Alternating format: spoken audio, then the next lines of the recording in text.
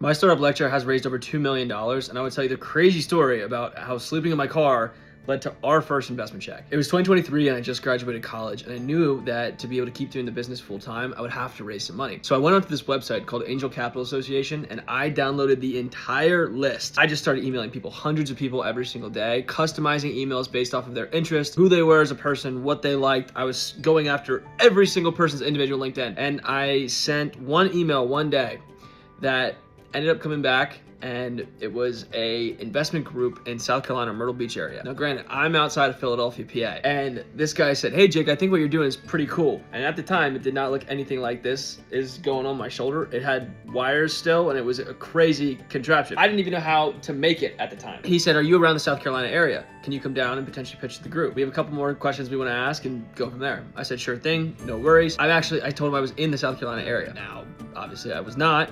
And he introduced me to his buddy who was a physical therapist. I talked to the physical therapist and he was like, "Hey, by the way, I have a condo down in South Carolina." He's like, "If you want to stay in it." I was like, "Okay, sweet." So I took the 12-hour drive down to South Carolina.